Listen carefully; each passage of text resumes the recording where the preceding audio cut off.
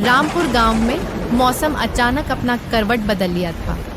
बारिश इतनी जोर जोर से हो रही थी जैसे मानो आसमान किसी गम में रो रहा हो। इस बार की बारिश पिछले साल के मुकाबले कई गुना ज्यादा हो रही थी। इसी गांव के एक छोटे से घर में सोहन अपनी पत्नी कुंती और अपने बेटे चिंटू के साथ रहता था। बारिश इतनी तेज हो रही थी कि सोहन के घर में छत से पानी टपकने लगा था। रात का समय था और चिंटू अपनी मम्मी से कहता है, माँ नींद आ रही है और मेरी तबीयत भी कुछ खराब जैसा लग रहा है, लेकिन बिस्तर में तो पानी के चीते आ रही है। माँ आखिर यह बारिश क्यों नहीं रुकती माँ? बस बेटा बस, थोड़ी देर और तू सो जा। जब तक माँ है ना तुझे कुछ नहीं होगा। माँ मुझे फिर से भूख लगी है। आज रात के खाने में बस एक ही रोटी खाया था ना, शायद इसीलिए मुझे फिर से भूख लग गई है। बेटा तू आज जैसे तैसे सो जा। आज घर में राशन कम था, लेकिन कल तेरे पापा जब बारिश रुकेगी तब जरूर कुछ राशन ले आएंगे। तब तुझे मैं भरपेट खाना खिलाऊंगी। अभी तू सो जा, माँ तेरे पास है ना। माँ के कहने पर चिंटू सो जाता है। सोहन यह सब सुन रहा होता है। उसके चेहरे पर थकावट, निराशा और शर्म एक साथ दिख रही थी। और फिर सोहन कुंती से कहता है, भीग गया पूरा जंगल, जो लकड़ियां काट के लाया था सब में कीड़े लग गए। एक दुकान पर गया था। दुकानदार ने कहा, कहीं और जाओ सोहन, इसे कोई नहीं खरीदेगा। ये सड़ी लकड़ियां हैं। 4 दिनों से लगातार बारिश हो रही है, घर की छत से पानी टपक रहा है। ऐसे ही चलता रहा तो हमारी जिंदगी तो नर्क बन जाएगी। कभी कभार तो लगता है जैसे मेहनत से ज्यादा किस्मत का वचन होता है इस दुनिया में। आप रोज जंगल जाते हैं, पीठ पर बोझा लाद कर लौटते हैं और बदले में मिलता है बस ताना, तिरस्कार और यह टपकती छत। 3 दिन से आप घर में ऐसे ही बैठे हुए हैं। घर में राशन खत्म हो गया है। चिंटू को जैसे तैसे एक रोटी और कुछ सब्जी बनाकर खिला दिया, लेकिन दोपहर के खाने के बाद हम दोनों के पेट में अन्न का एक दाना भी नहीं गया है। माफ करना कुंती, मेरे वजह से तुमको भी भूखा रहना पड़ रहा है। मैं अपने पति होने का फर्ज नहीं निभा पा रहा हूँ। आप मुझसे माफी क्यों मांग रहे हैं? आप कोशिश तो कर ही रहे हैं ना। अब बारिश ने ही हमारी हालत ऐसी करी है तो इसमें आप और मैं क्या कर सकते हैं?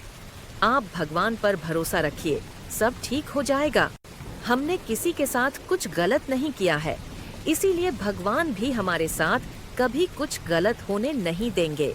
मैं जानता हूँ कुंती, भगवान हमारे साथ है, लेकिन मैं कोशिश कर रहा हूँ कि जल्दी से जल्दी अपने घर को ठीक कर सकूं, तुम लोगों को एक अच्छा जीवन दे सकूं, ताकि ऐसे बारिश में तुम दोनों को मुश्किल का सामना ना करना पड़े।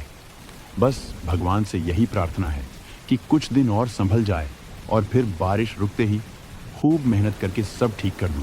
ऐसे ही सोहन और उसका परिवार यह मुश्किल भरी रात को अपने दुखों का बोझ लिए बिताते हैं और पूरी रात बारिश होती रहती है।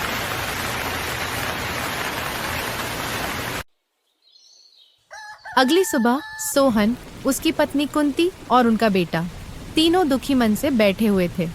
अभी भी बारिश रुकने का नाम नहीं ले रही थी और बारिश में जो उनके छत से पानी टपक रहा है उसकी वजह से उनके कमरे की हालत भी बुरी होने लगी थी।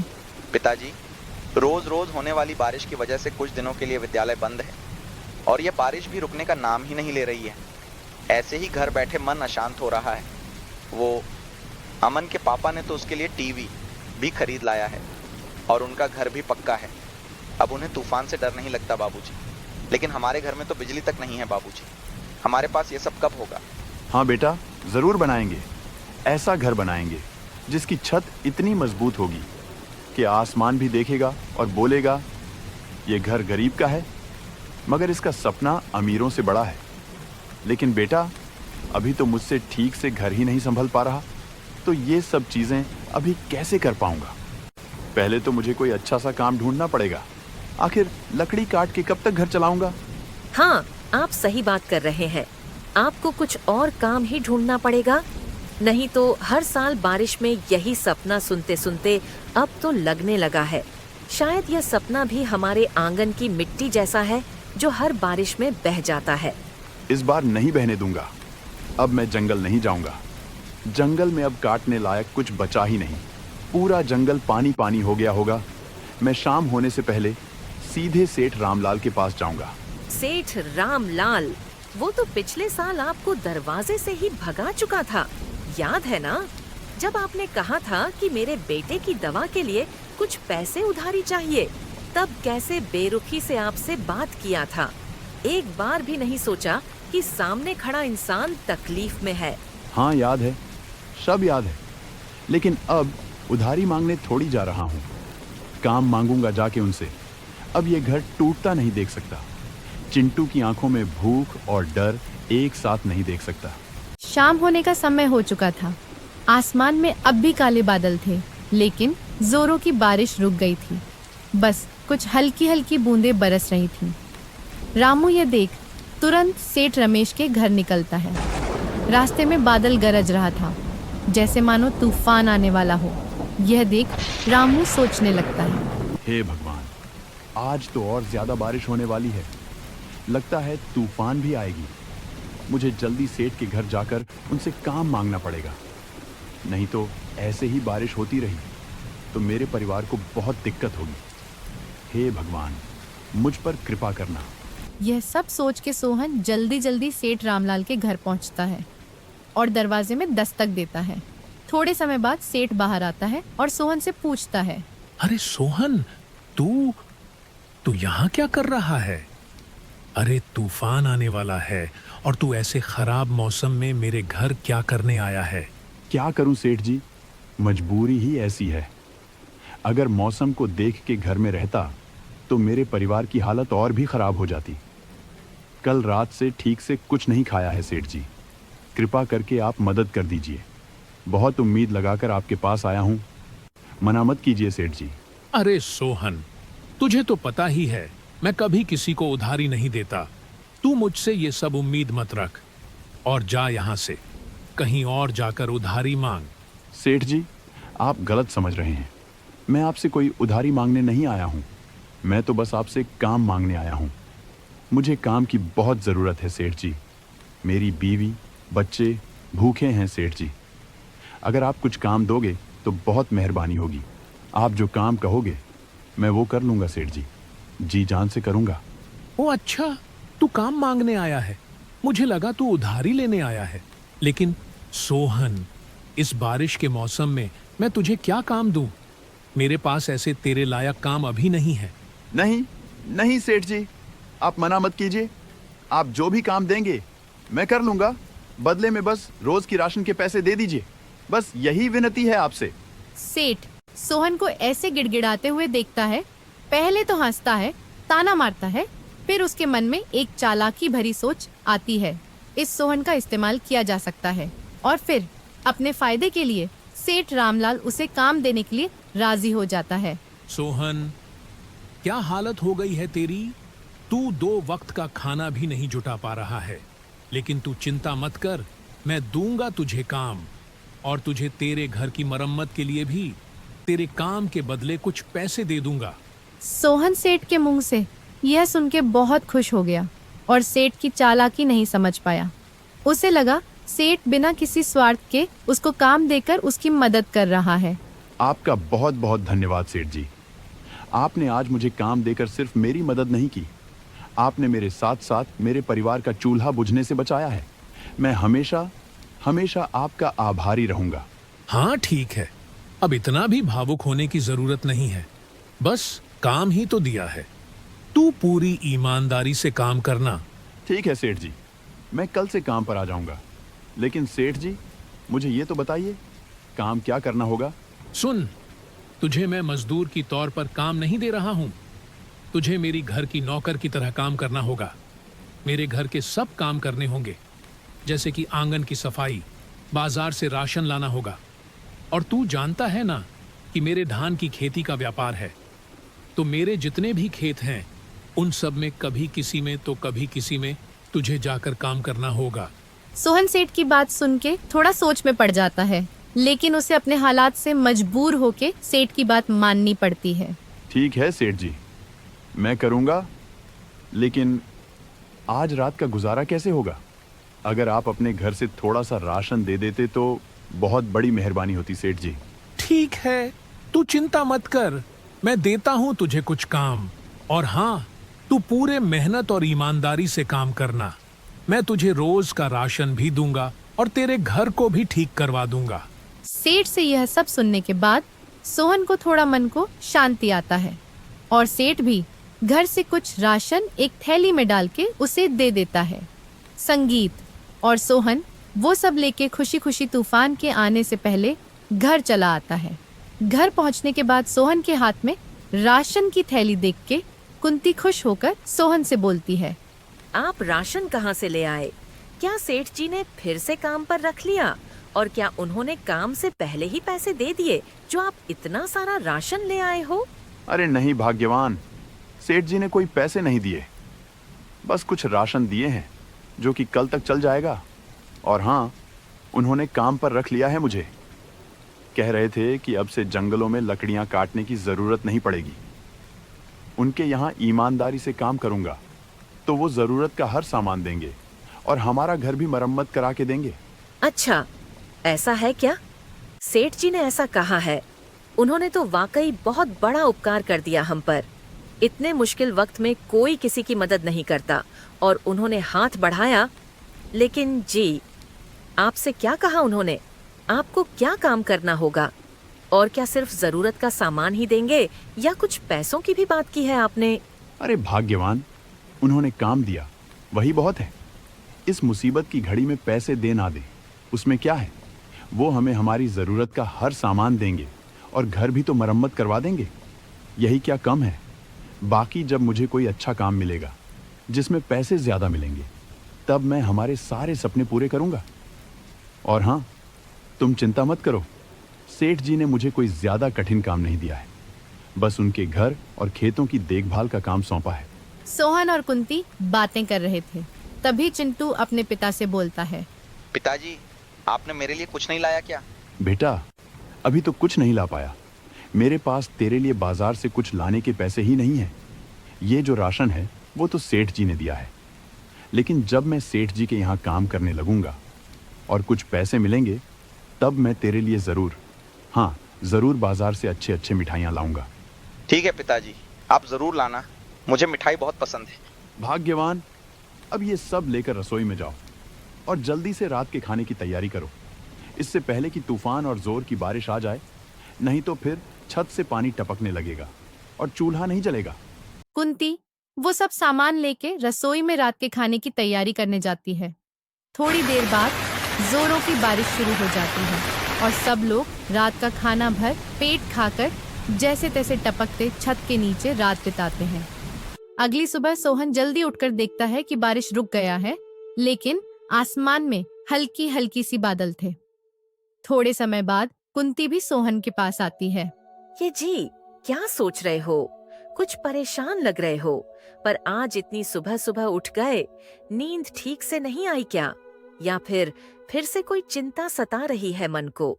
बस ऐसे ही भाग्यवान, मन थोड़ा बेचैन है। पता नहीं क्यों लग रहा है जैसे कुछ बुरा होने वाला है। पता नहीं अब और क्या बुरा होना बाकी है हमारे जीवन में। अरे शुभ शुभ बोलिए, इतनी सुबह सुबह क्या अनहोनी की बात कर रहे हैं आप? कुछ गलत नहीं होगा। अब तो सेठ जी के यहाँ फिर से काम भी मिल गया है। फिर कैसा डर? आप बस ईमानदारी से अपना काम करते रहिए। घर की चिंता आप मत कीजिए। भगवान की कृपा से सब कुछ ठीक हो जाएगा। हाँ, सब कुछ। मैं हूँ ना आपके साथ। हाँ कुंती, तुम ठीक कह रही हो। चलो मुझे थोड़ा चाय नाश्ता करवा दो, मुझे सेठ जी के वहाँ भी जाना है। और थोड़े समय के बाद सोहन नाश्ता करके सेठ के वहाँ काम के लिए निकल जाता है।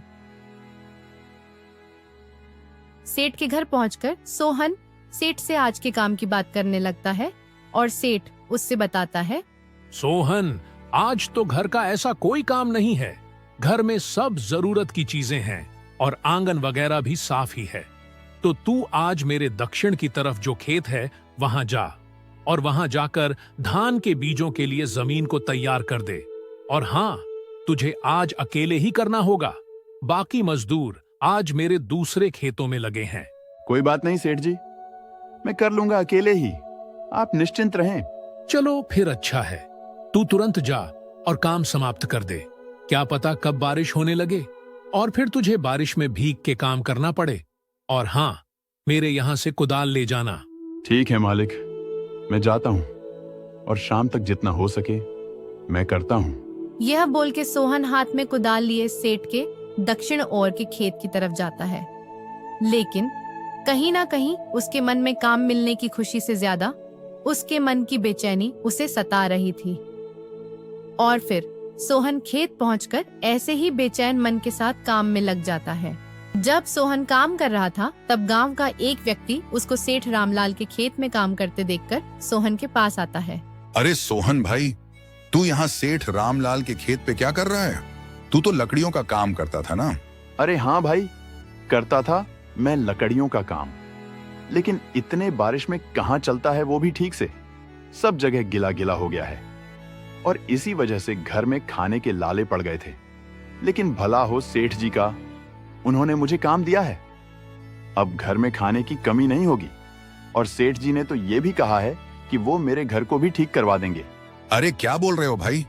तुम्हें पता भी है सेठ कितना खुदगर्ज आदमी है और तुम बोल रहे हो उन्होंने तुम्हारी मदद की। अरे देखना भाई, बाद में पता चला कि मदद के नाम पर तुम्हारा इस्तेमाल हुआ हो, और अगर ऐसा हुआ तो तुम कुछ कर भी नहीं पाओगे।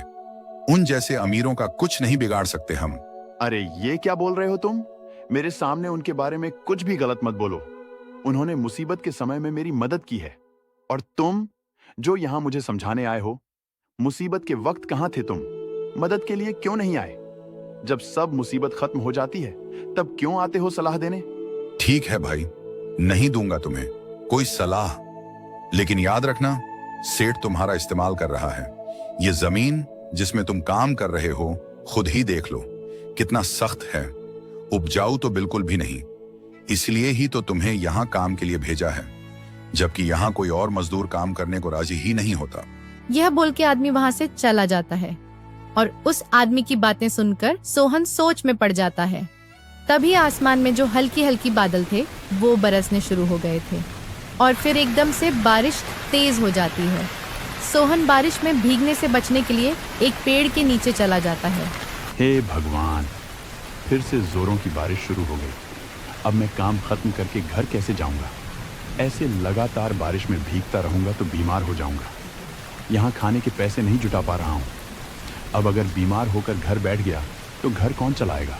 सोहन यही सब सोचकर दुखी मन से पेड़ के नीचे बारिश रुकने का इंतजार कर रहा था, लेकिन बारिश रुकने का नाम ही नहीं ले रहा था और यहाँ अंधेरा भी होने का समय हो चुका था। ये देख सोहन बारिश में भीगता हुआ सेठ के घर की ओर दौड़ पड़ता है। सेठ के घर पहुंचकर दरवाजा खटखटाता है और थोड़ी देर में सेठ बाहर आता है। सेठ जी, आज का काम लगभग हो ही गया था, लेकिन बारिश के चलते थोड़ा सा काम बच गया। वो मैं कल तक कर दूंगा। आप मुझे आज का राशन या पैसे दे दीजिए। सेठ जी, मैं जल्दी से घर चलता हूँ।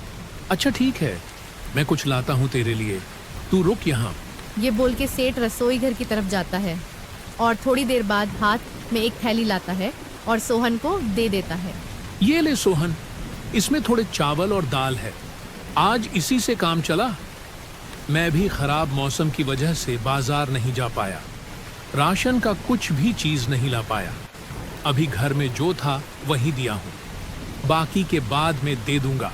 लेकिन सेठ जी, इससे काम तो चल जाएगा, पर काम के हिसाब से तो ये बहुत कम है। आपने तो बोला था कि आप घर का पूरा राशन देंगे या कुछ पैसे देंगे। आज राशन नहीं है तो कम से कम पैसे ही दे दीजिए। बेटे के लिए मिठाई भी ले जानी है।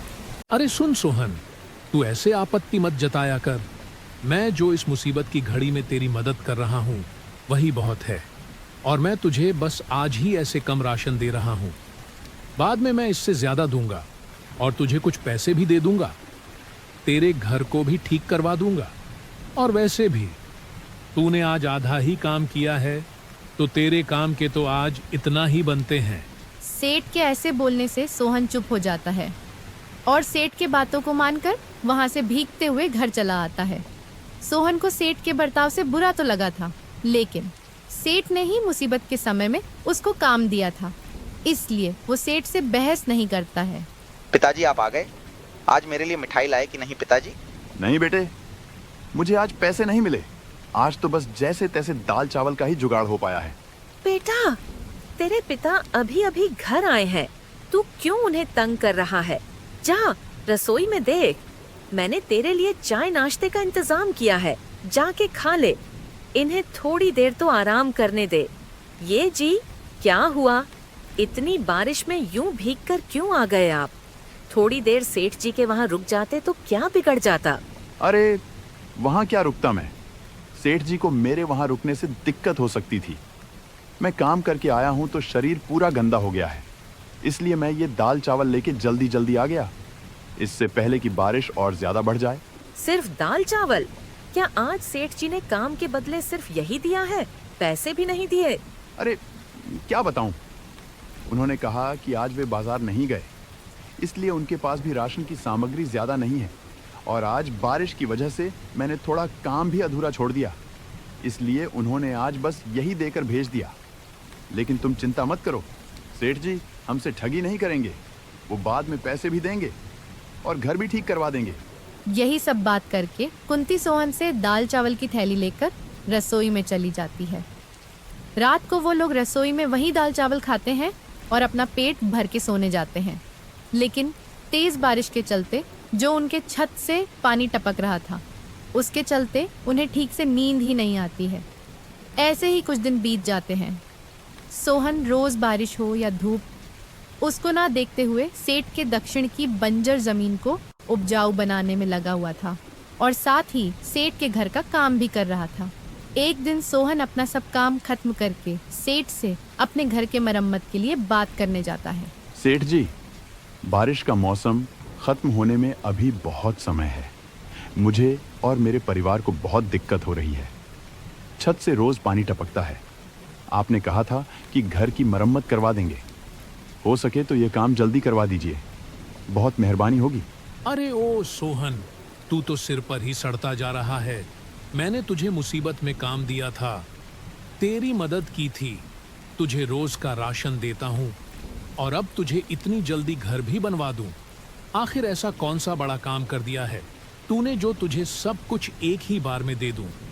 पहले ठीक से काम तो करवा दूंगा तेरे घर की मरम्मत भी, लेकिन वक्त आने पर। सेठ जी, आप घर की पूरी मरम्मत भले ही बाद में कर देना, लेकिन कम से कम छत तो ठीक कर दीजिए। और अगर आपको लगता है कि मेरे काम के बदले यह ज्यादा है, तो आप उधारी समझ के ही कर दीजिए। मैं आपके पास काम करके सब चुका दूंगा। देख भाई, तुझे मैंने पहले ही बता दिया था, ये उधारी देने का काम मेरा नहीं है। मैं ये सब नहीं करता।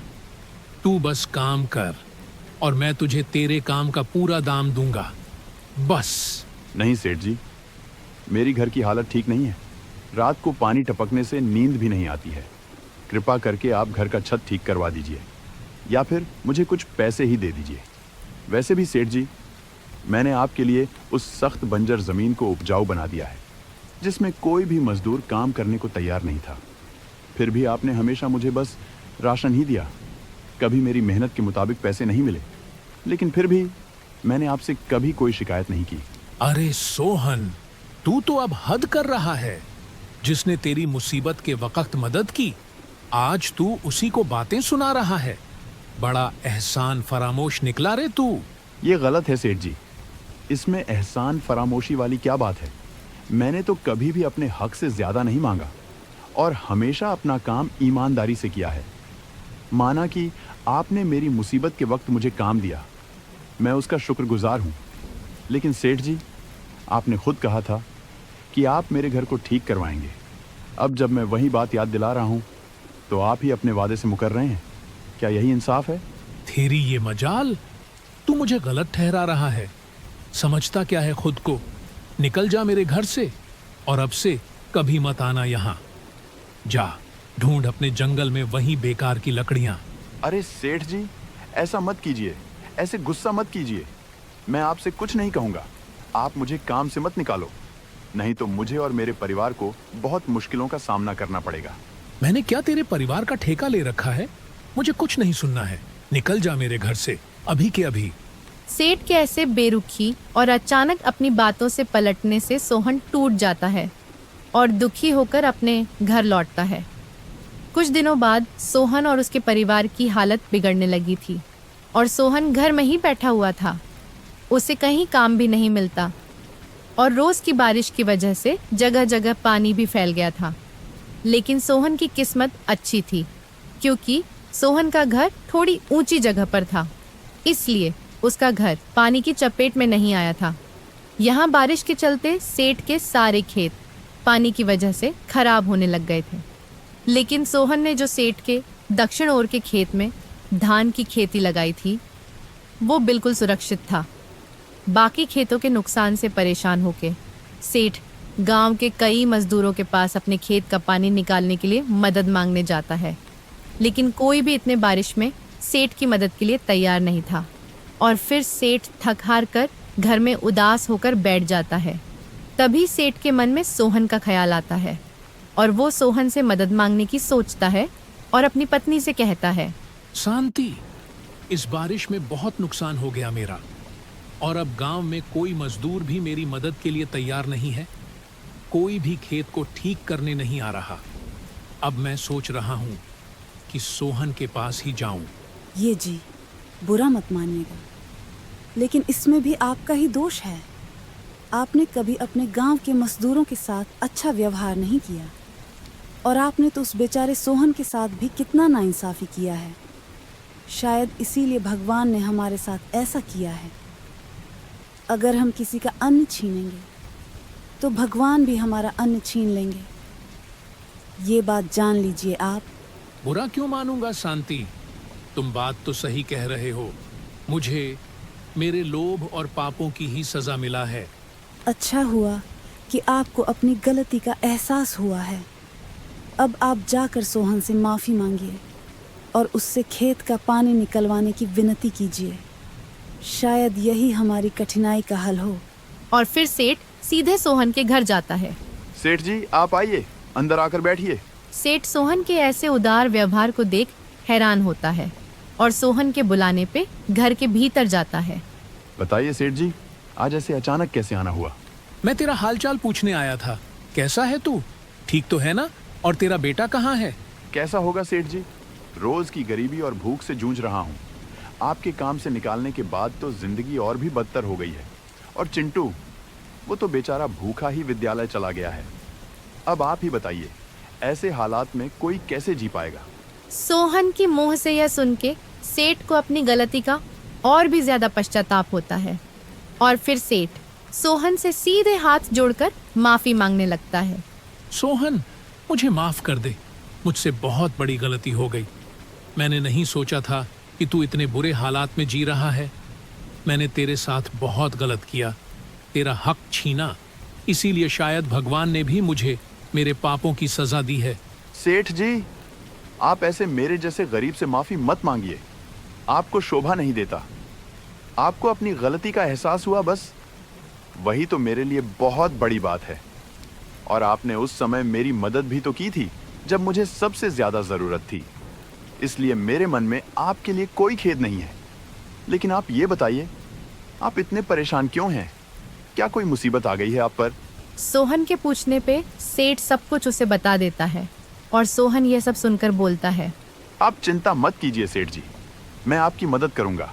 मैं खेतों में जो पानी जमा हुआ है उसे मिट्टी काटकर निकाल दूंगा और जो फसल खराब हो गई है मैं उसे फिर से उगाऊंगा। अभी भी देर नहीं हुई है, फसल अब भी उगाई जा सकती है। आप निश्चिंत रहें। बहुत बहुत शुक्रिया सोहन। पता नहीं मैं तेरा कैसे शुक्रिया अदा करूं। तूने आज अपना अच्छा इंसान होने का प्रमाण दे दिया। तू बहुत ही नेक दिल इंसान है। मैंने जो तुझे पहले वादा किया था वो मैं जल्द से जल्द पूरा करूंगा और अब से तुझे कहीं भी काम और पैसे के लिए भटकना नहीं पड़ेगा। अब से तू ही मेरे सारे काम संभालेगा। और इस तरह से सोहन के जीवन में धीरे धीरे खुशहाली आने लगी।